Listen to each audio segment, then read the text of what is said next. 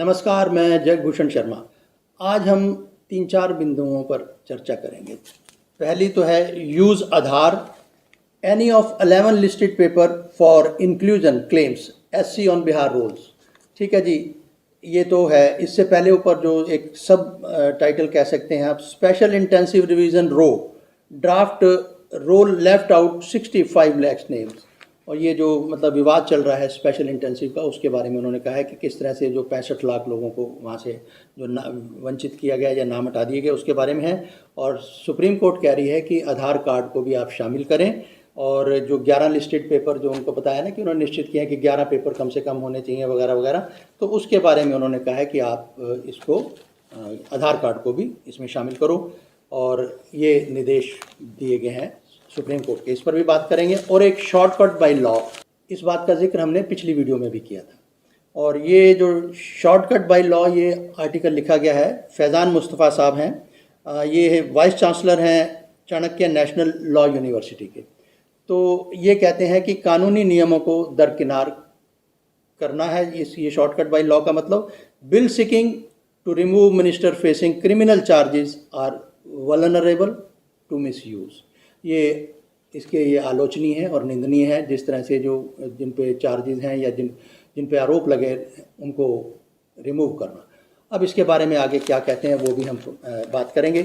और साथ में ही हम बात करेंगे मध्य प्रदेश में जो उनके सीएम साहब हैं मध्य प्रदेश के, उन्होंने माखन चोर जो है हमारे डेटी भगवान कृष्ण, उनकी जो एक इमेज हम काफ़ी मतलब सदियों पुरानी है कि वो माखन चोर हैं, तो उन्होंने एक तर्क दिया है कि वो माखन चोर नहीं थे, वो बल्कि एक विद्रोह था कंस के खिलाफ। तो अब उनकी जो है वो इमेज को वो बदलने की कोशिश कर रहे हैं। एक बात तो ये, जब इमेज उधर से बदलने की कोशिश की है कि वो कहते हैं ये विकृत जो है समय कालांतर में ये विकृत हो गई है।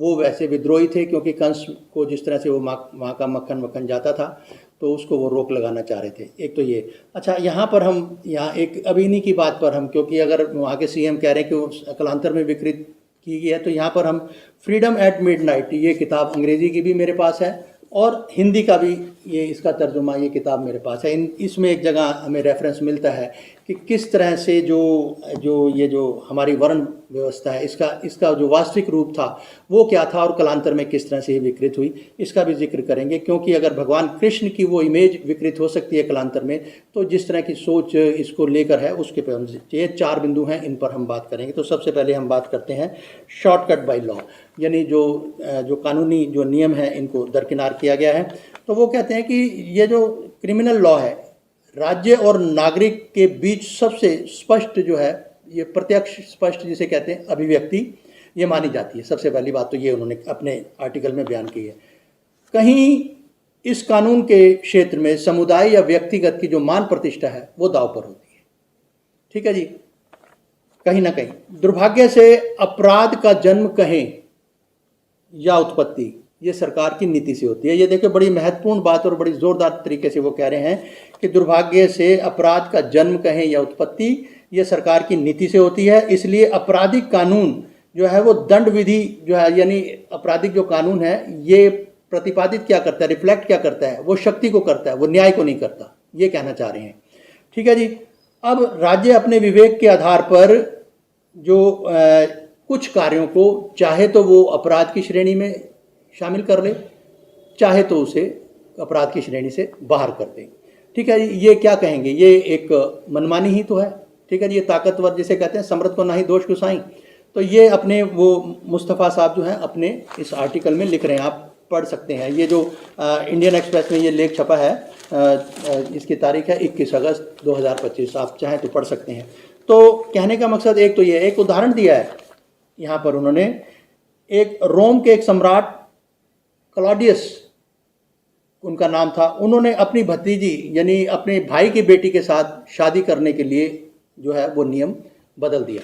बाकी कानून वैसे रहे, जैसे कहते हैं भतीजी जो है फूफी भांजी या भतीजा, ये जो भी बाकी जो रिश्तेदारी के अंदर जो थे, लेकिन पारिवारिक व्यभिचार का जो उन्होंने बदलाव लाए वो अपने लिए, यानी कि भाई की बेटी के साथ उन्होंने शादी करनी थी क्लॉडियस ने, तो वो अपने लिए एक संशोधन कर दिया उन्होंने कानून में कि भाई जो है वो मतलब चाचा जो है वो भतीजी से शादी कर सकता है।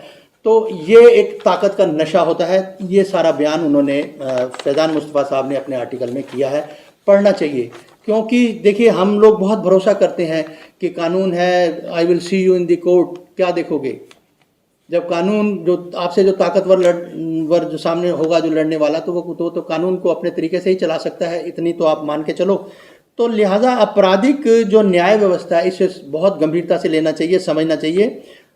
उन्होंने कहा है कि अपने विवेक के आधार पर, यानी सरकार अगर चाहे, राज्य चाहे, यानी तो अपने विवेक के आधार पर वो यह अनुमति देती है कि जहां पुलिस को ये हक जाए, उसको अधिकार मिलता है कि जिसको मात्र संदेह के आधार पर वो हिरासत में ले ले, ठीक है जी, और बाकी जो मामला है वो चलता रहेगा।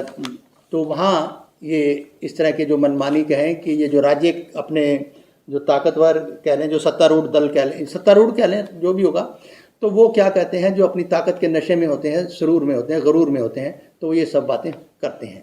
ठीक है जी। अब एक वो आगे उदाहरण दे रहे हैं कि 2022 तक 76% जो बंदी थे, ठीक है जी, वो अंडर ट्रायल थे, वो विचाराधीन कैदी रहे 2022 तक 76%। अब कितनी संख्या का 76% था, ये अभी मैं क्लियर नहीं कर सकता, वो हम आगे किसी वीडियो में करेंगे। वहीं संविधान का अनुच्छेद 14 जो है वो इस बात को कहीं उल्लेख करता है और ये भी मानता है कि स्थितिक रूप में, परिस्थितिक रूप में जो भिन्नता होती है आदमी के स्टेटस में, आदमी के उसमें, तो उसमें वो उसका एडवांटेज उसको जाता है।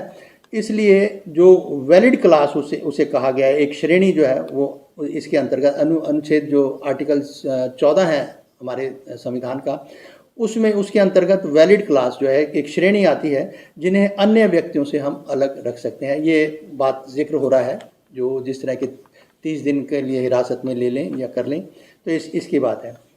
अब आगे देखते हैं कि जो परिस्थितिक भिन्नता का और इशारा है जो अनुच्छेद 14 का, 3 विधेयकों का उद्देश्य जो भ्रष्टाचार से निपटना था जो पेश किए गए, उनमें से एक तो आपको बताया था कि किस तरह से ऑनलाइन जो खेलते हैं लोग गेमिंग का। मार्च 2025 में वित्त राज्य मंत्री पंकज चौधरी साहब ने क्या कहा, राज्य मंत्री पंकज चौधरी साहब ने कहा था कि ये उन्होंने मतलब बताया था सदन में ही कि गुजरे 10 वर्षों में प्रवर्तन निदेशालय ने ईडी ने राजनेताओं के खिलाफ 193 मामले दर्ज किए थे गुजरे 10 सालों में। 2025 की ये स्टेटमेंट है और 25 से पिछले 10 साल लगा लो, जितने भी बैठते हैं, 14-15 जितने भी बैठते हैं, 2014 या 15 जो भी बैठते हैं, उसमें 193 मामले दर्ज हुए। ये उसके अनुसार जो आर्टिकल है उसकी बात कर रहे हैं, जिनमें केवल जो है, जिनमें से जो सज़ा हुई है वो 2 ही मामलों में मिली, दोनों ही झारखंड के जो मंत्री, पूर्व मंत्री कह लो या मंत्री, उनको हुई है। इसके अलावा लगभग 71% जो यानी 138 मामले और हैं, जिस उनमें से 71% जो है पिछले 3 सालों में, 2025 के पिछले 3 साल 2020 मान लीजिए, ठीक है जी, 5 वर्षों में दर्ज किए गए। इस स्थिति को देखते हुए यानी इस पर जो ईडी की विश्वसनीयता पर सवाल उठता है और इस बात पर जो उच्चतम न्यायालय उसने भी चिंता व्यक्त की कि जो जिस तरह से जो एक कन्विक्शन रेट है वो बहुत कम है, ठीक है जी। तो ये कार्यशैली आप सरकार की कह सकते हो, और विशेषकर उस स्थिति में जब कोई सरकार मनमानी करती है। अब दूसरे बिंदु पर हम चर्चा करते हैं, जिसका जो आज शीर्षक हमने आपको बताया शुरू में ही कि जो है use Aadhaar any of 11 listed papers for inclusion claims SC on Bihar rules. तो और ऊपर हमने आपको बताया कि special intensive revision roll draft rolls left out 65 lakh names, 65 lakh जो है नाम वो छूट गए, और ये एक विवाद चल रहा है। और उस पर उन्होंने कहा है कि जितने दस्तावेज जो आयुक्त ने, चुनाव आयुक्त ने वो किए हैं, निर्धारित किए, उसमें इसमें ना आप यानी आधार कार्ड को भी शामिल करें, ठीक। अब क्या है कि उन्होंने कहा कि इस बात के लिए जितने सभी पार्टियों कहा कि आप जो ब्लॉक लेवल जो एजेंट हैं उनकी मदद लें, और सुप्रीम कोर्ट ने भारत के चुनाव आयोग को निर्देश दिया है कि जिन लोगों को मतदाता सूची में छोड़ दिया गया है उन्हें जो ब्लॉक लेवल एजेंट हैं उनकी मदद से 11 दस्तावेजों के साथ साथ आधार को भी आप शामिल करें। उनमें शामिल करके उनके नाम को जोड़ें। जैसा कि हमने कहा कि वहाँ पे उन्होंने चुनाव आयुक्त को उच्चतम न्यायालय ने निर्देश दिया है कि आप 11 दस्तावेज जो शामिल कर रहे हैं उनमें आप आधार कार्ड भी शामिल करो और इसके लिए आप ब्लॉक लेवल एजेंट है उनकी मदद लो। ये सभी पार्टियों के लिए कहा गया और साथ में चुनाव आयुक्त को भी। अच्छा, अब आ जाते हैं कि जो अब आपको मालूम होगा कि 9 सितंबर को वाइस प्रेसिडेंट के चुनाव होने हैं। ठीक है जी।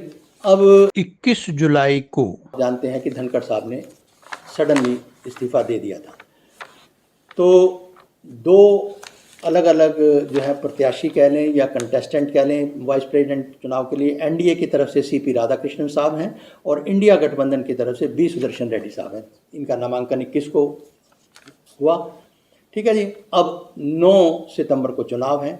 इससे अगर हम जुड़ी बात करते हैं तो भारत के संविधान आर्टिकल जो 67 है उसके अनुसार जो वाइस प्रेसिडेंट है उसका कार्यकाल 5 साल का होता है। लेकिन दुर्भाग्यपूर्ण जो है 21 जो गत माह जो धनखड़ साहब को बिफोर अपना जो है कार्यकाल पूरा करने से पहले ही रिज़ाइन देना पड़ा, या जो भी हालात पैदा हुए सबके सामने है, वो कुछ छुपा हुआ नहीं है। ठीक है। इसके बाद 9 सितंबर के लिए ये चुनाव तय किए गए हैं।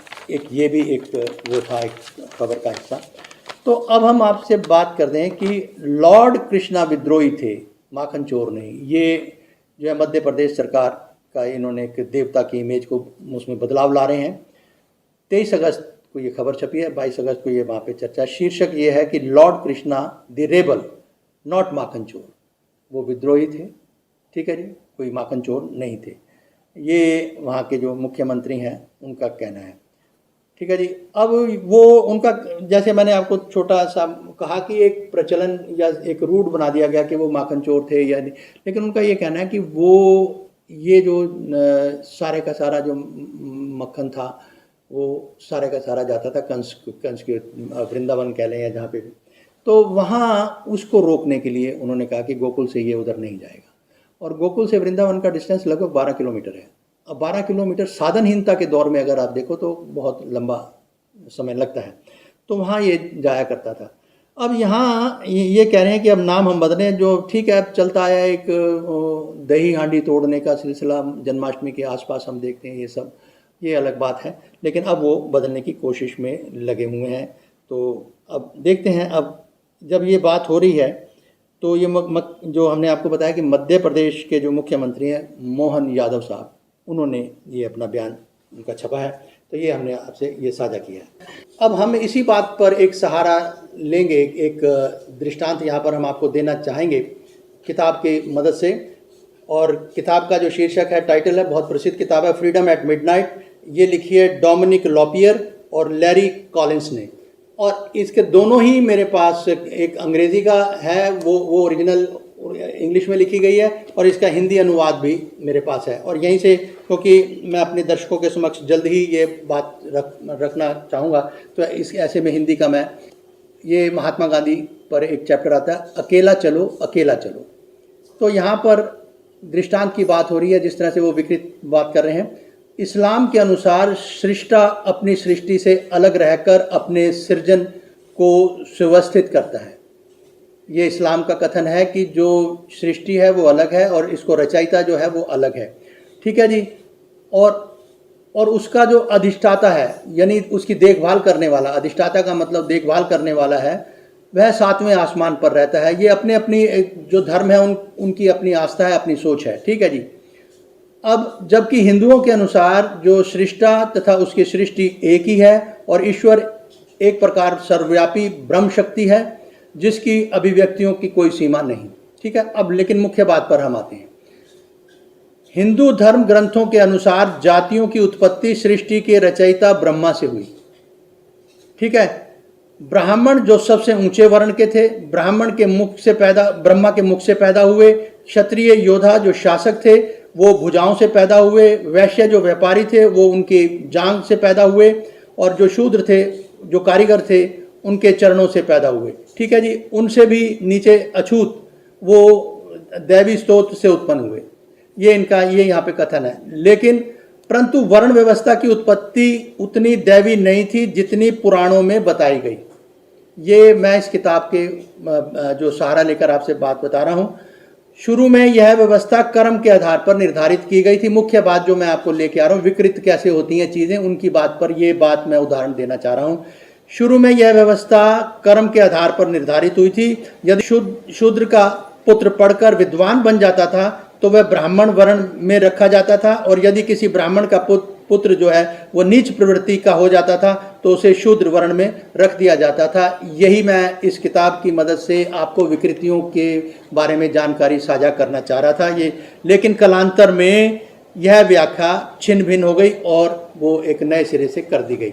अब वहाँ पर जब एक छवि माखन चोर की वो कह रहे हैं कि कालांतर में विकृत हुई है, तो ये वर्ण व्यवस्था किस तरह से विकृत हुई है, ये जो है फ्रीडम एट मिडनाइट में आप देख लीजिए, पढ़ लीजिए। अकलाचल, ये वहाँ पे एक चैप्टर है गांधी जी के ऊपर, ठीक है जी। तो आप इसमें आप पढ़ सकते हैं। तो वॉक एलोन, ठीक है जी, ये चैप्टर है अंग्रेजी में, इसमें से आप पढ़ सकते हैं। तो आज के जो वीडियो में फ़िलहाल इतना ही, फिर मिलेंगे, नमस्कार।